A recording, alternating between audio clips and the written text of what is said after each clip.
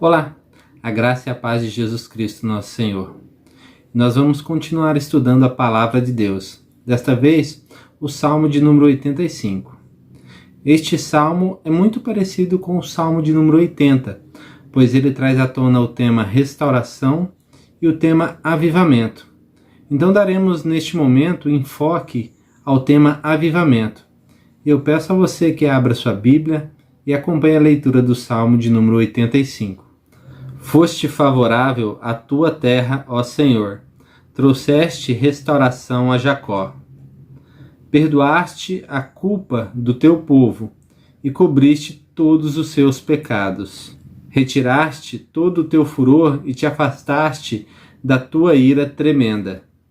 Restaura-nos mais uma vez, ó Deus, nosso Salvador, e desfaze o teu furor para conosco. Ficarás indignado conosco para sempre? Prolongarás a tua ira por todas as gerações?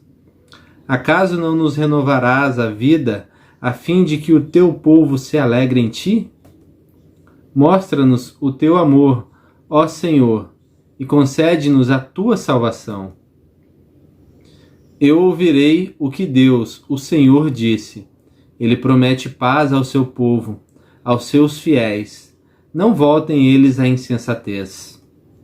Perto está a salvação que ele trará aos que o temem, e a sua glória habitará em nossa terra.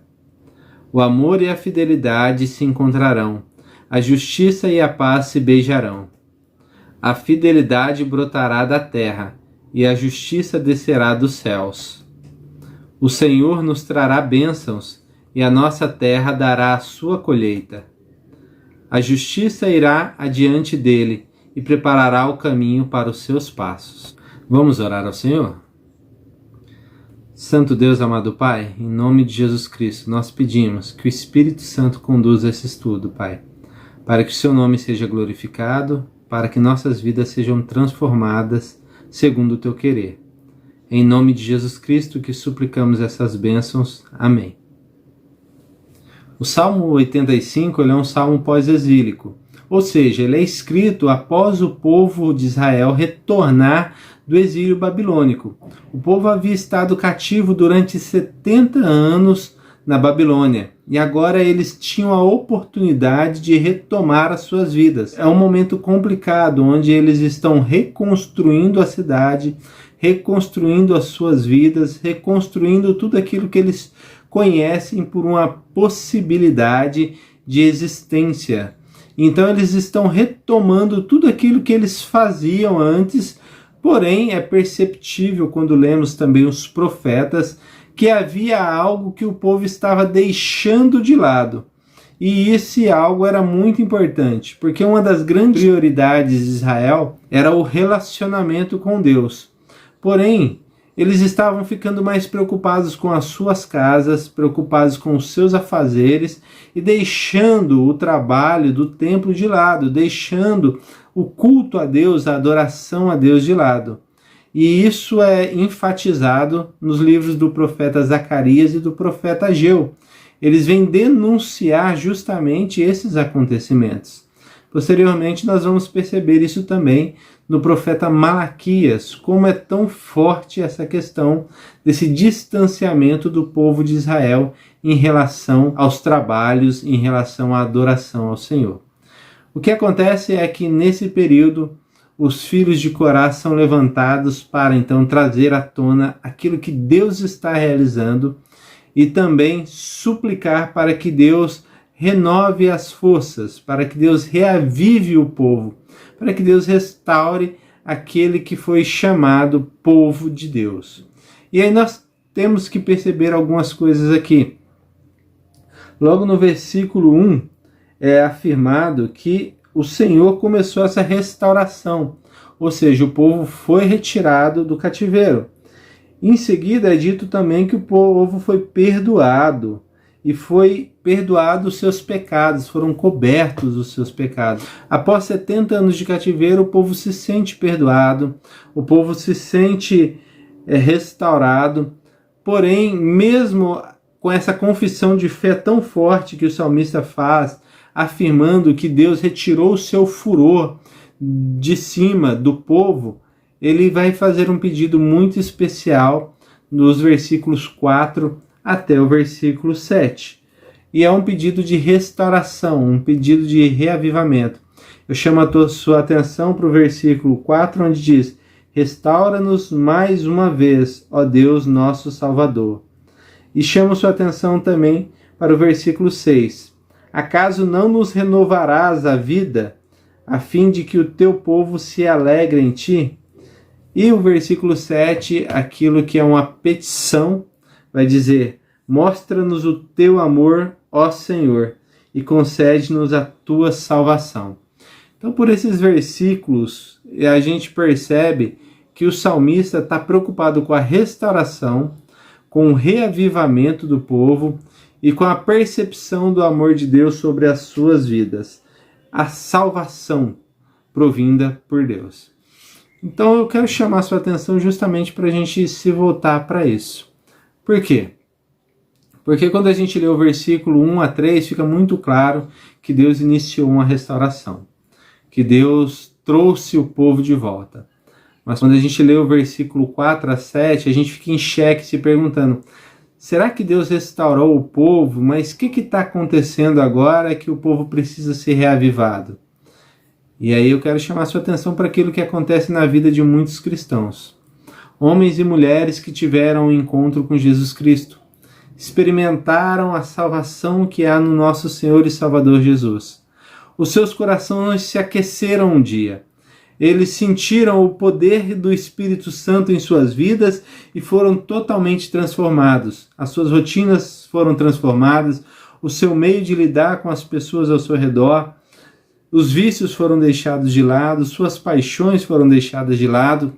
Porém, agora, eles se veem, depois de um tempo já servindo ao Senhor, numa mornidão, homens e mulheres frios, fazendo a adoração ao Senhor de maneira fria, de maneira morna, indo ao templo como se fosse obrigado a ir, prestando culto no seu lar com o sentimento de que eu não queria estar fazendo isso que eu estou fazendo. Quando pega a Bíblia, um sentimento de canseira, dificuldade na leitura, tempo de oração, pouco tempo, e o pouco tempo que tira para orar, sempre com muita dificuldade, muito esforço, porque já não faz mais aquilo com prazer. Então o salmista vem pedir restauração, reavivamento, justamente porque esse povo está frio. Esse povo está mais preocupado com os seus afazeres diários do que com a adoração ao Senhor, do que com a glorificação do nome de Deus. Então é preciso a gente focar um pouquinho nessa questão de avivamento. Afinal de contas, o que seria um avivamento? E a gente percebe com os dados históricos que temos que todas as vezes que um avivamento aconteceu, as pessoas se voltaram para um sentimento de culpa, de pecado, uma consciência de que eram pecadores e precisavam ser restaurados, uma consciência de pecado, uma consciência da necessidade de que elas tinham de Deus para que Deus perdoasse os seus pecados, arrependimento. E isso é uma das coisas importantes que temos que prestar atenção nos nossos dias. Muito se fala a respeito de avivamento, mas pouco é perceptível no que diz respeito a arrependimento e confissão de pecados. Aliás, é muito difícil nos nossos dias vermos relatos como aqueles que aparecem no livro de Atos, onde o povo pergunta a Pedro, questiona Pedro: afinal, o que nós faremos? Se nós estamos numa situação de pecado tão complicada, o que resta para nós? O que nós faremos? E Pedro responde: vocês precisam arrepender-se de seus pecados e crer. E é justamente isso que acontece. Nós precisamos nos voltar para essa atitude sincera, verdadeira de arrependimento. Isso porque nas nossas vidas diárias, na nossa rotina diária, nós temos perdido a consciência de pecado. E nós temos perdido justamente isso, essa consciência de pecado. Nas nossas igrejas nós temos homens e mulheres que são fofoqueiros, homens e mulheres que são iracundos, homens e mulheres que mentem, homens e mulheres que buscam intriga na vida dos outros, homens e mulheres que não perdem uma oportunidade de causar uma divisão, homens e mulheres que buscam fazer juntar panelinhas para atacar outra pessoa. Nas nossas igrejas nós temos homens e mulheres preguiçosos, nós temos homens e mulheres que não se dedicam aos seus afazeres diários, nós temos homens e mulheres com desejos assassinos, homens e mulheres adúlteros, homens e mulheres viciados. Pastor, você está julgando alguém? Não, eu estou apontando o fato, é que temos pessoas assim. O problema não é o simples fato de termos pessoas assim. Temos pessoas assim, pessoas que não querem mudança, pessoas que não querem mudar. Pessoas que estão satisfeitas com os seus pecados. Já não há mais nenhum tipo de aversão ao pecado. Aceitaram o seu pecado, convivem com o seu pecado e pasmem vocês. Eles se sentem homens e mulheres de Deus, regando os seus pecados dia após dia, como se Deus aceitasse os seus pecados. Homens e mulheres vivendo na pornografia, na luxúria, na avareza. Homens e mulheres que não olham para o seu próximo. Homens e mulheres que, quando olham para o seu próximo, procuram o defeito do seu próximo para poder apontar e dizer: bom, eu sou melhor que ele ou ela, pelo menos. Mas essa não é a proposta bíblica. Nunca foi a proposta bíblica. A proposta bíblica é que haja uma transformação vinda por fruto do arrependimento, da ação do Espírito Santo que nos convence do pecado, da justiça e do juízo. Então nós nos voltamos nesse sentimento de contrição, de pedir perdão, entendendo que precisamos do perdão de Deus. Então, a primeira parte do avivamento importante, os avivamentos históricos e bíblicos que aparecem, uma convicção de pecado e uma necessidade de arrependimento e confissão. Sem isso, o avivamento não acontece. Onde você vê muito pula-pula, muita festa, muita alegria e dizendo que isso é avivamento, que isso é unção do leão, que é unção do riso, que é unção do lobo, que é unção de não sei o quê, mas não se vê pedido de perdão, confissão de pecados, desconfie. Tem algo errado aí. Porque onde a palavra de Deus entra, a mudança no ser humano, a transformação, a convicção de pecados. O ser humano, quando perguntado se ele tem convicção de que vai para o céu, a única coisa que ele pode se agarrar é: por meio da graça de Deus, eu posso ter essa convicção. Mas por meio de quem sou e das minhas ações, o que me resta é pedir perdão. Perdão porque eu sou um pecador. Pedir a misericórdia de Deus, porque eu sou um pecador. Uma segunda coisa que sempre é perceptível nos avivamentos históricos e bíblicos: um retorno à palavra de Deus, um interesse, uma sede por conhecer a palavra de Deus. Não se diz respeito aos conhecimentos esotéricos, místicos, a esse tipo de proximidade com Deus simplesmente por curiosidade, se acontecem milagres, se acontecem curas, se acontecem coisas maravilhosas. Mas uma proximidade real da palavra de Deus. A pessoa se aproxima da palavra de Deus com o interesse de conhecer a Deus. E aí, enquanto ela vai lendo a palavra vai alimentando ela, vai acontecendo uma transformação em seu coração enquanto ela conhece a Deus. Uma das características mais claras em um avivamento é um povo se voltando para a palavra de Deus, desejosa por conhecer a vontade de Deus. Um povo que quer saber o que Deus pensa sobre a vida dela. Um povo que quer entender o que Deus deseja da vida dela. Um povo que quer conhecer os feitos grandiosos de Deus, quem é Deus. Isso é uma característica muito evidente nos avivamentos. Uma outra característica que nós percebemos nos avivamentos é o desejo por estar em comunhão. Essa história de que avivamento acontece distante da comunhão, distante do seu próximo, distante do outro, um avivamento monástico, de monastério, onde a pessoa tem que se afastar de tudo e de todos para então ter um avivamento, é uma história errada. É um entendimento equivocado, porque o avivamento acontece no meio das pessoas, no meio do convívio do povo de Deus, no meio da igreja. O avivamento traz no ser humano um sentimento de estar no meio da congregação dos santos e o desejo de exaltar e adorar o nome do Senhor. Tornar o nome do Senhor conhecido. O avivamento motiva essa pessoa a testemunhar junto com o povo de Deus sobre os grandes feitos do Senhor. É por isso que quando se fala em avivamento, se fala em muitas conversões. É por isso que se fala em avivamento, se fala em muitos testemunhos. Porque o povo de Deus avivado, ele sente o desejo de testemunhar. Ele sente o desejo de levar a proclamação do Evangelho adiante. E nesse meio tempo o Espírito Santo vai fazendo a obra que só Ele pode fazer e convencendo os corações. E a graça de Deus então derramada sobre a vida das pessoas traz a salvação. E isso se espalha e faz com que as pessoas conheçam a Cristo e se entreguem a Cristo. Nesse espírito de convicção de pecados, retorno à palavra de Deus e desejo por comungar e evangelizar. Os avivamentos têm essas marcas. E a questão que nós temos então que levantar é: será que nós desejamos um avivamento no Brasil? E talvez você que é cristão e ouça eu fazendo essa pergunta, você diga: bom, mas é claro que eu desejo um avivamento no Brasil.